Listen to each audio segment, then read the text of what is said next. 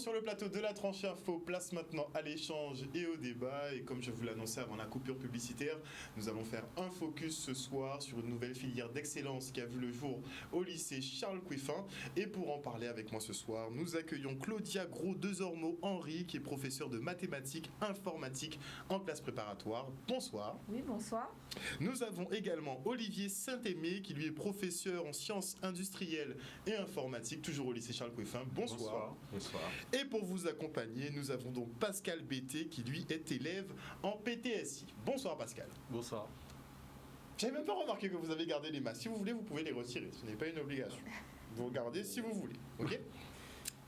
Alors, on est très content d'avoir vu l'ouverture de cette filière d'excellence, dite d'excellence puisqu'elle donne accès quand même aux 200 écoles d'ingénieurs en Hexagone.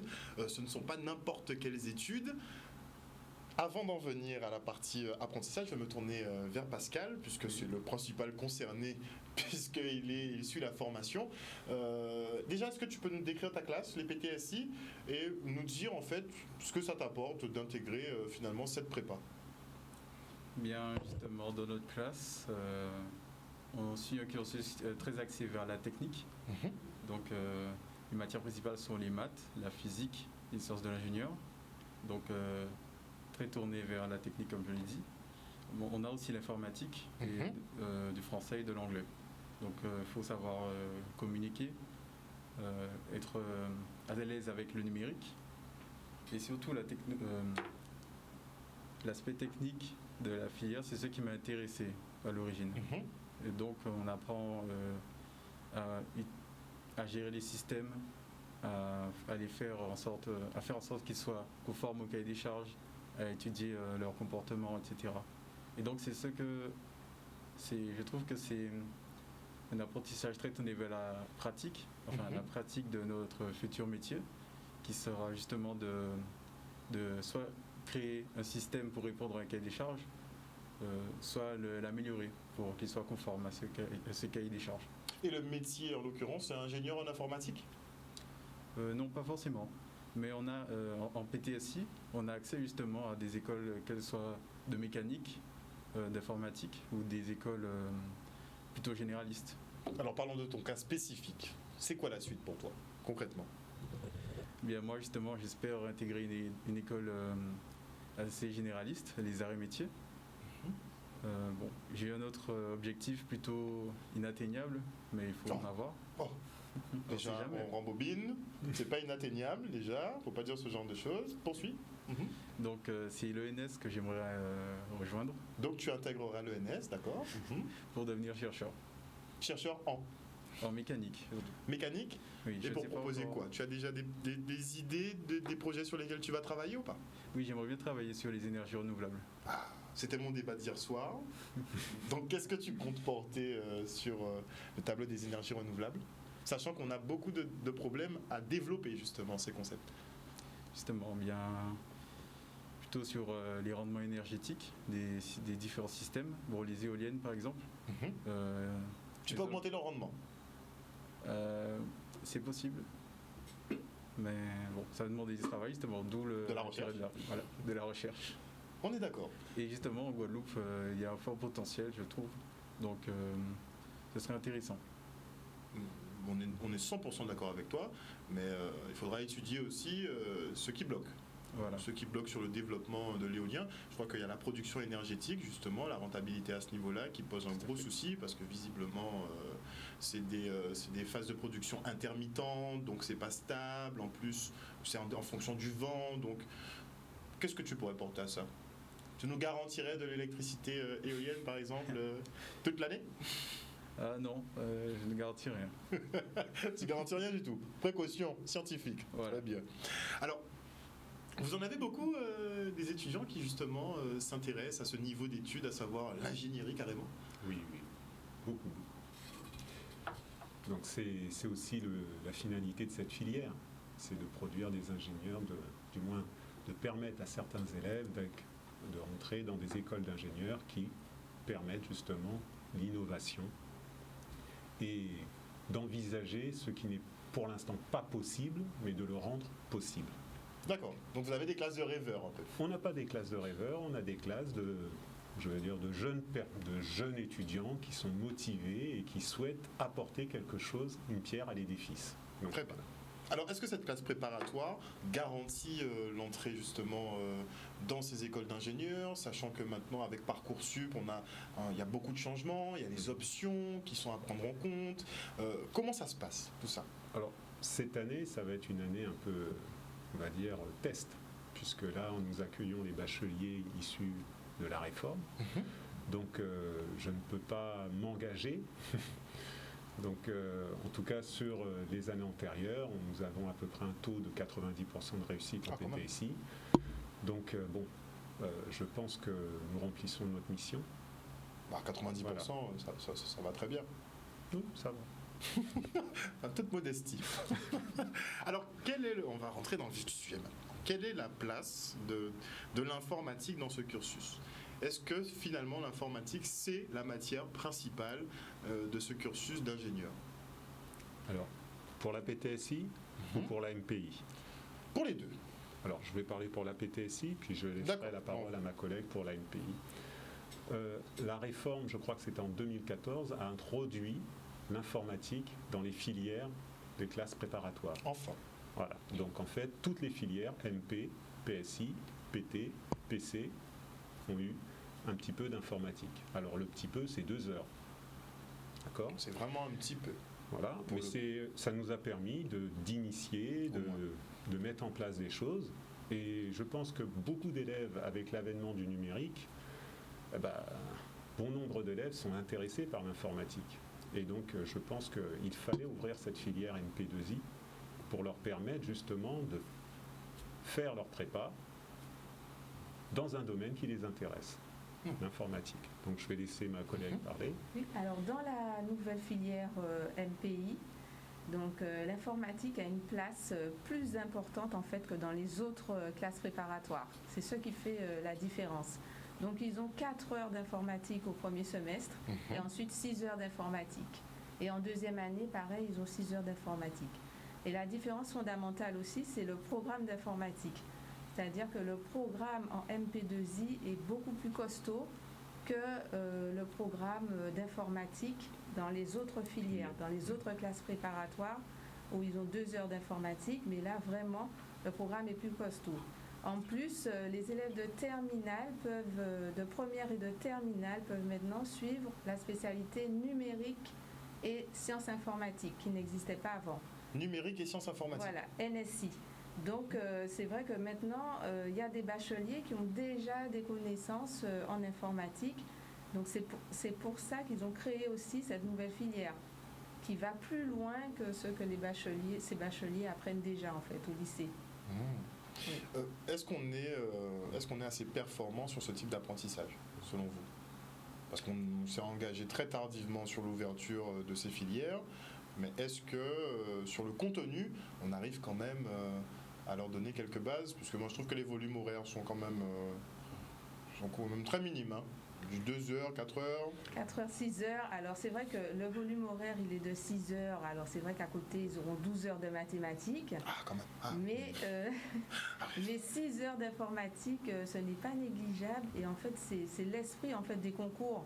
Puisque les élèves après ils vont passer des concours en deuxième année pour intégrer les écoles d'ingénieurs. Donc en fait en 6 heures, ils doivent faire un programme assez conséquent qui correspond des fois à peu près à plusieurs années en université en fait. Donc c'est ça la différence, oui. Tu trouves ça dur? Est-ce que le niveau est élevé selon toi? Ça te dépasse? Est-ce que ça te dépasse? Non, je ne pense pas pour l'instant, mais c'est vrai que c'est difficile. Il faut travailler souvent. Donc il faut s'investir, bien connaître ses cours aussi. Travailler au continu sur les 2 années ou les 3 années si on fait 5 demi. Donc voilà. On dit que quand on est en prépa, on n'a pas de vie. C'est pas très éloigné de la vérité. Donc tu confirmes? Oui. Il faut faire un choix en fait. Voilà, c'est ça. Il faut faire des sacrifices et si on n'est pas prêt à les faire, bon, peut-être qu'on n'aura pas les résultats qu'on aimerait avoir du coup. Donc à ce moment-là, il ne faut pas se poser des questions. Parce qu'on est dans un milieu quand même qui est assez concurrentiel, c'est vraiment compétitif. Là. Voilà, tout à fait. Ok, c'est les meilleurs qui gagnent et après c'est tout. Oui, voilà.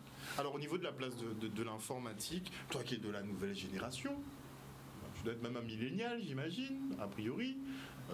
Vous avez grandi, vous avez évolué justement avec Internet et l'utilisation de l'outil informatique. On a un certain retard.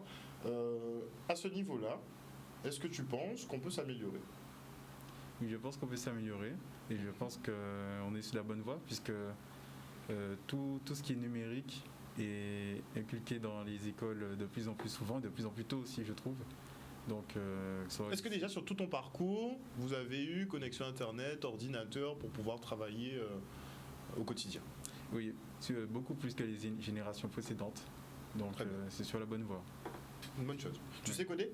Oui. Des pages Internet simples ? Non, pas Internet. Pas encore ? Non. Ok. Tu fais le codage, programmation alors ? Oui, voilà. Surtout, je fais des jeux avant. Bon, il fonctionnait pas très bien, mais... C'est déjà très bien, non mais il faut essayer. Oui, c'est déjà très bien. Et donc j'ai un peu arrêté à cause de la prépa, mais j'ai retenté plusieurs fois et ce qu'il faut aussi. Il faut se lancer dans des projets pour essayer de connaître, pour tâter le terrain avant, on va dire. Et ça m'a aidé pour l'informatique en prépa. Donc je conseille aux lycéens qui regardent de commencer et de voir si ça les intéresse. Et peut-être qu'ils pourraient aller à un P2I pour se perfectionner. Voilà. Pour se perfectionner. Ça pourrait être pas mal. Alors, est-ce qu'on ne devrait pas mettre plus justement l'informatique au cœur des apprentissages, sachant que c'est la filière d'avenir par excellence ? J'ai rien contre les industries, mais a priori, l'informatique, c'est la filière d'avenir. Oui, alors c'est vrai qu'avec la réforme du lycée, en fait, ils ont justement essayé d'accorder une place à l'informatique, puisqu'en France, c'est vrai qu'il y avait un retard à ce niveau-là. Il y a des chercheurs en informatique, il y a des ingénieurs en informatique, mais dans le cursus scolaire, on ne retrouvait pas l'informatique, ou très peu.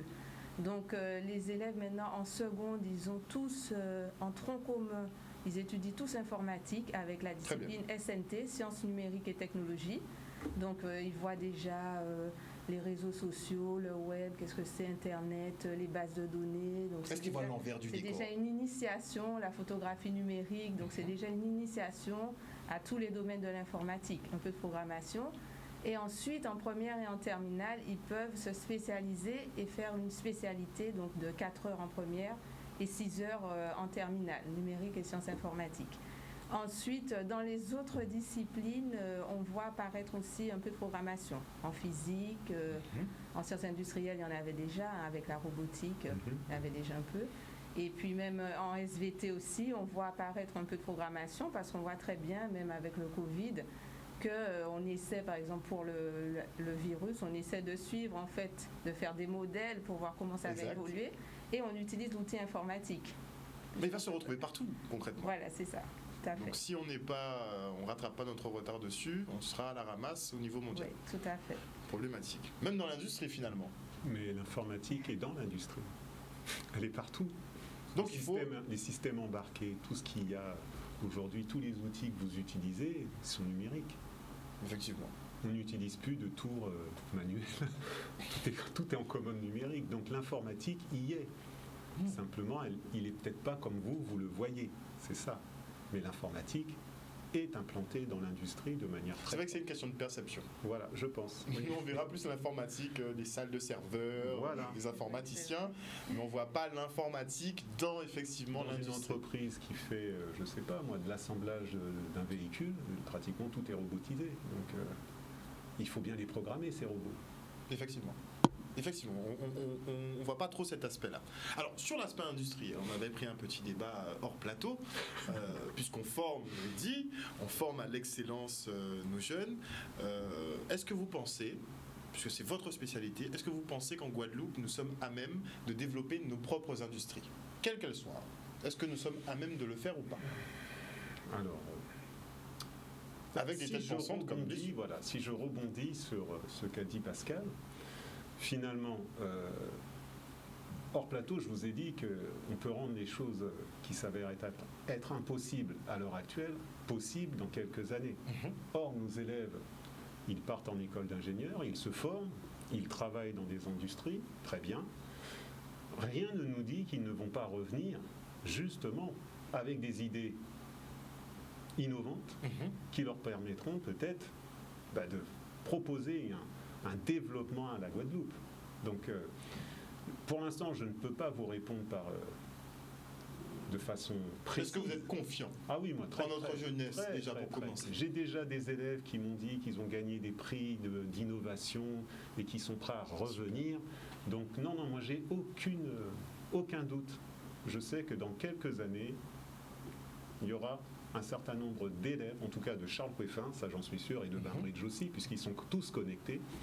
Je reste persuadé qu'ils vont revenir et apporter leur petite pierre à l'édifice en Guadeloupe. Tu as l'intention de rentrer? Oui. C'est sûr ou... Oui, sûr. Et si tu rencontres quelqu'un à l'étranger, qu'est-ce que tu fais? Tu lui imposes un retour en Guadeloupe ou tu vas céder?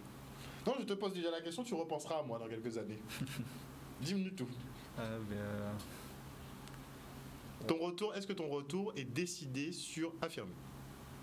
Oui, il est sûr. Il est sûr. Oui. Ok. Bon, vous m'avez trouvé l'exemple de celui... Non, mais j'ai une multitude d'exemples en tête. Hein. Je pourrais vous parler de jeunes filles qui, rien que pour le froid, elles veulent rentrer. Très bien. Donc, rien que pour des aspects climatiques, ils veulent rentrer. Donc, et puis, il faut dire quand même, la Guadeloupe, c'est quand même l'une des plus belles îles au monde. Donc, vous voulez vraiment se dire qu'on peut travailler là. En plus, avec le Covid, beaucoup de jeunes informaticiens sont revenus et ont travaillé en visioconférence. Exact. Et ils ont compris que la qualité de vie n'était pas du tout la même. Donc le Covid pourrait aussi nous servir de leçon, je pense, oui, pour avancer plus rapidement sur certaines questions. Exactement. Puisqu'on peut travailler à distance assez facilement, donc on n'est pas obligé de perdre nos têtes pensantes. Ils pourraient même travailler pour nous de l'étranger. On n'y pense pas beaucoup, mais dans ce sens-là aussi c'est possible. Avec l'avènement de la 5G, il y a de fortes chances pour que ça se produise. C'est quasiment sûr. C'est quasiment sûr. Là, on va passer sur des connexions peut-être stables. Et vous êtes confiant là-dessus? Là, un peu moins. Parce qu'il faut être honnête, on est en général déçu du débit qu'on a en fin de course. Oui, mais bon, ça va s'améliorer. C'est un progrès quand même. Voilà. Ça, on progresse. Je trouve que c'est un progrès, même dans les établissements. Enfin, je prends l'exemple du lycée Charles Poueffin. En 5 ans, il y a eu une grande différence. On a eu des salles informatiques en plus. Le débit est nettement supérieur. Parce que votre établissement a fait un pari sur l'informatique. Ils ont misé sur l'informatique. Oui, avec le concours de la région aussi. C'est vrai qu'on a vu vraiment des progrès à ce niveau-là, au niveau des infrastructures. Okay. On a un réseau Wi-Fi aussi pour tous les élèves, en plus du réseau câblé. Donc, il marche bien le réseau Wi-Fi? On a témoin. Il marche bien le réseau Wi-Fi? Justement, j'ai pas de code, donc il n'a pas le code. Tu utilises quoi comme connexion alors? 4G Oui, la 4G. Avec ton téléphone? Oui, mais je n'utilise pas souvent mon téléphone, on n'a pas beaucoup de temps en prépa, justement. Tu n'utilises pas ton téléphone? Non, presque pas de la journée. Mais comment tu fais? Mais je travaille, justement. Comment c'est possible? Il est en prépa. Voilà. On n'a même pas le temps de prendre son téléphone. Ah non, pas tellement. Bon, en même temps, c'est pas plus mal. Voilà. En même temps, c'est pas plus mal. Tu évites des ondes, mais tu sais pas ce qui se passe en fait dans le monde. Ah oui, mais bon, ce serait une charge mentale en plus. Donc, il vaut mieux éviter tout ça. Non, je te taquine, je sais que ça représente des efforts considérables justement de tenir le rythme dans ce genre de classe. Il faut quand même la tête sur les épaules et le cœur bien accroché, parce que ça équivaut prépa de médecine, enfin tout ça c'est no life. Voilà. Mais c'est un choix porteur pour l'avenir. Donc voilà. Moi je souhaite effectivement que de plus en plus de jeunes intègrent ce genre de filière d'excellence, mais il faut qu'on leur vende un avenir ici. Tout à fait. C'est vrai qu'il y a beaucoup de jeunes qui intègrent des écoles d'ingénieurs et ensuite qui restent en Europe, c'est vrai. Hein? Donc, parce que les opportunités sont souvent plus intéressantes financièrement. À l'étranger. Voilà, ou des fois ils sont installés. Mais il y a quand même, il y a toujours un petit nombre quand même qui fait le choix du cœur et qui revient au pays. C'est-à-dire même s'ils savent qu'ils ne seront pas gagnants financièrement, mais ils ont envie de faire quelque chose pour leur pays. Et donc, ils vont rentrer. Mais à terme, moi, ce que je souhaiterais, c'est qu'on leur offre aussi... Oui, qu'il y ait aussi plus d'opportunités, effectivement. Alors, en informatique, il y en a quand même. Hein. Il y a des offres d'ingénieurs en informatique quand même ici. Hein. Parce que, justement, l'offre est supérieure à la demande. Enfin, la demande est supérieure à l'offre, pour l'instant. On n'a pas beaucoup de personnes qui sont formées, finalement. On voit que les classes viennent d'ouvrir il y a quelques années à peine, donc on n'a pas de personnes qui sont formées, mais ça, c'est les métiers porteurs, justement. Donc, est-ce qu'on n'arrivera pas à terme à plus qu'une prépa chez vous, à Charles Coeffin? Oh. On ne dit pas. C'est dans les tuyaux. Je ne dis rien. Mais en tout cas, bon, moi je soumets l'idée, ce serait bien effectivement qu'on ait une filière informatique complète sur le département, puisqu'on devrait être autonome. Qu'est-ce que vous pensez de l'installation, la création d'un serveur ici en Guadeloupe? C'est une idée. C'est pour lui. Oui, une bonne idée aussi. Ah, il faut. On n'a pas notre réseau, donc il faudrait peut-être que tu travailles sur la création de notre futur réseau Internet. Et pourquoi pas? Il y a de quoi faire. Mais bien sûr, Oui, il y a moi de je quoi suis sûr faire, qu'ils ont la capacité, ils ont les compétences pour, ils le savent même pas encore, mais je suis sûr qu'ils peuvent développer ce genre de projet. C'est pour ça que je te dis, ne vois rien d'inaccessible, tout est à votre portée en réalité.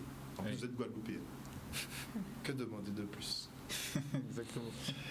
Alors, pour intégrer ces filières, il y a des notes à avoir, il y a un niveau de notes à avoir. Il faut un bon dossier scolaire. Je pense qu'on ne peut pas rentrer dans votre prépa comme ça. Non, effectivement. Oui, il faut un assez bon dossier scolaire quand même. Qu'est-ce qu'on entend par assez bon dossier scolaire? Mention? Oui, C'est préférable. préférable, mention bien ou... Oui. Ah bien Ah, aussi. ça commence à bien. Non, ça commence à Ça- bien. Ah, Assez bien, Assez oui. bien. Ça, on peut démarrer assez bien, mais c'est vrai, en fait, tout est une question aussi de motivation de l'étudiant ensuite. Hein. S'il est recruté avec une mention assez bien, c'est sûr qu'il faudra qu'il fasse beaucoup plus d'efforts. Il faudra D'accord. qu'il fasse des efforts qui s'approchent. Mais c'est possible. Ensuite, c'est vrai qu'il y a un comité de sélection, en fait, Ah, quand même. des dossiers. Oui. Ah, quand même. Donc il y a des demandes et puis il y a une sélection en fonction des appréciations des professeurs, bien sûr, des résultats, parce que d'un établissement à l'autre, les moyennes ne sont pas les mêmes. Il y a des professeurs qui notent plus sévèrement, donc on prend en compte tout ça, le comportement, la motivation et les résultats. Il faut que les résultats soient corrects, voire bons, dans les matières scientifiques. Et puis dans les autres matières Dans les aussi. matières littéraires Aussi, parce que c'est un plus aussi pour les concours, ça compte beaucoup, ça fait la différence. Mais c'est vraiment juste pour le concours, puisque dans les carrières, après, bon, le français, Oui, ça aussi, dans les carrières aussi, parce que souvent, des fois, on reproche aux ingénieurs de ne pas savoir communiquer. Même aux informaticiens, ils sont un petit peu dans leur bulle. Ah, clairement. Et l'informatique est souvent appliquée à d'autres domaines, donc il faut savoir communiquer avec les autres, comprendre les besoins pour répondre après avec une solution informatique. Donc le français, l'anglais comptent beaucoup aussi dans ces filières, oui. Et est-ce que des étudiants qui viennent de milieux un peu difficiles peuvent y accéder s'ils ont eu un parcours un peu sinueux, mais dû à leur climat social, enfin leur climat familial et consorts? Oui, bien sûr. Le climat, en fait, le climat social n'est pas pris en compte. C'est vraiment la motivation de l'élève. La motivation de l'élève. Et D'accord. puis le fait qu'il ait des résultats corrects qui lui permettront de suivre cette formation. D'accord. Voilà. D'accord. C'est déjà très sélectif. Ah non. Non, il faut pas dire ça. Voilà. Bon, déjà, mention assez bien. Bon, déjà, je crois que c'est 14 ou 16 de moyenne. Non, c'est bien, c'est 12. Hein. 12? C'est bien ça. Ah, ça va. Bon, ça va. Ça va. Si c'est 12, ça va. Mais à partir de 16, 17, bon, là, faut vraiment... faut y aller. Ouais. Ok. Un élève motivé, il faut qu'il tente sa chance. Voilà. Il faut qu'il tente C'est sa chance surtout la sur Parcoursup, motivation. il n'a rien à perdre. Donc il faut qu'il tente sa chance. Un élève qui est intéressé par la filière, il faut qu'il tente sa chance. Il ne faut pas qu'il se dise « Ah, je suis peut-être un peu juste. Non, il faut qu'il tente sa chance. Moi, je le conseille aussi. Si je peux rajouter, effectivement, il faut qu'il soit motivé, mais surtout tenace. C'est-à-dire que la prépa, c'est un marathon. Donc, il faut bien se préparer.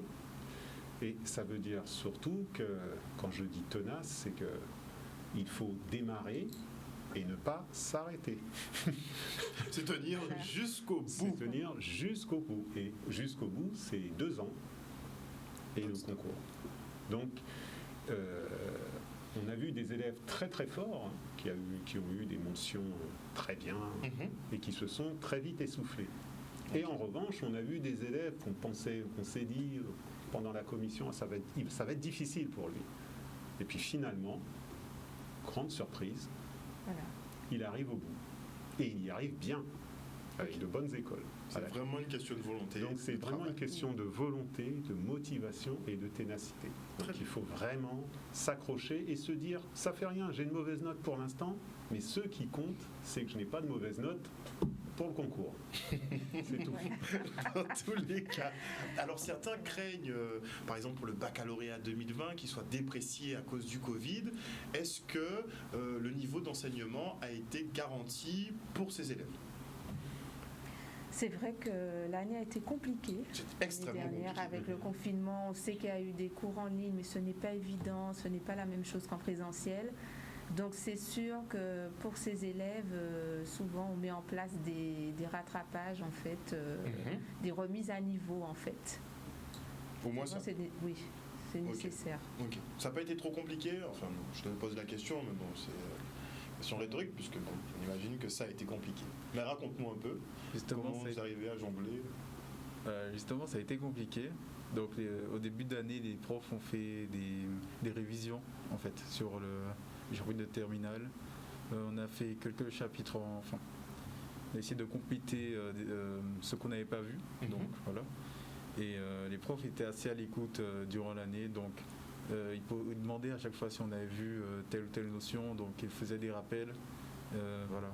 Donc, ils nous aidaient vraiment. On ne vous a pas abandonné, vous n'étiez pas livré à vous-même, quoi. Non. Très bien. Bon, ça s'est pas passé partout pareil. On n'a aucun intérêt à les abandonner. Voilà. Nous, quand on prend un élève, on le prend, première année, il faut qu'il aille au bout. Très bien. Donc, pas question de l'abandonner. Donc, on les aide, on est une équipe pédagogique qui aide, et je pense que c'est partout pareil en classe prépa.